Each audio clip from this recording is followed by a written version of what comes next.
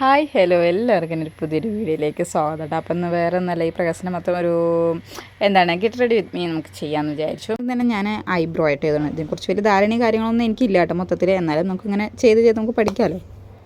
സംഭവം അറിയത്തൊന്നുമില്ല. നമ്മളിതേപോലെ ഓരോ യൂട്യൂബ് നോക്കിയും ഷോർട്സൊക്കെ നോക്കിയിട്ടും എഴുതുന്ന തന്നെയാണ്. എനിക്ക് നല്ലോണം കുറവാട്ടോ പിരികം. അപ്പോൾ ഇതൊക്കെ ചെയ്യുമ്പോൾ ഒരു കോൺഫിഡൻസ് കുഴപ്പമില്ല എന്നൊരു തോന്നൽ. അപ്പോൾ അതൊക്കെ എഴുതി നോക്കുക കേട്ടോ. പക്ഷേ എനിക്കില്ലേ ഫോണിലെ ക്യാമറ നോക്കിയിട്ട് ചെയ്യാനായിട്ട് അറിയില്ല കേട്ടോ, എനിക്ക് കിട്ടില്ല. അപ്പോൾ ഞാൻ കണ്ണാടി നോക്കിയിട്ടാണ് ചെയ്യുന്നത്. നിനക്ക് കാണുന്നുണ്ട് അല്ലേ, കുഴപ്പമൊന്നുമില്ലല്ലോ. അപ്പോൾ കുറച്ച് പൗഡർ ക്രീമുകളും കാര്യങ്ങളൊന്നും ഞാൻ അങ്ങനെ യൂസ് ചെയ്യത്തില്ല.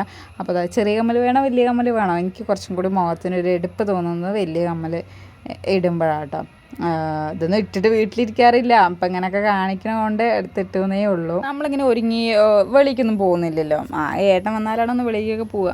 എന്നാലും ഞാൻ വീട്ടിലിരിക്കുമ്പോൾ അത്യാവശ്യം കണ്ണൊക്കെ എഴുതി പൊട്ടൊക്കെ തൊട്ട് അങ്ങനെ അത്യാവശ്യം സുന്ദരിയായിട്ടിരിക്കുക. അത് സ്റ്റിക്കാണ്. അപ്പോൾ സ്റ്റിക്ക് വെച്ചിട്ടാണ് കൺമിഷ് എഴുതുന്നത്. അപ്പോൾ താഴെ മാത്രമേ എഴുതാറുള്ളൂ, വീട്ടിലിരിക്കുകയല്ലേ. അപ്പോൾ ഐലൈനറൊക്കെ ഒന്നും അങ്ങനെ കാര്യമായിട്ട് എപ്പോഴൊന്നും യൂസ് ചെയ്യാറില്ല കേട്ടോ. അത് കഴിഞ്ഞതാ മസ്റ്റായിട്ട് ഞാൻ ഡെയിലി ഇടാറുള്ളത് കുങ്കുമം. ഇതിടുമ്പോൾ എനിക്കൊരു വൈബാണെന്നേ, എന്താ പറയുക, ഒരു സുഖം അതന്നെ.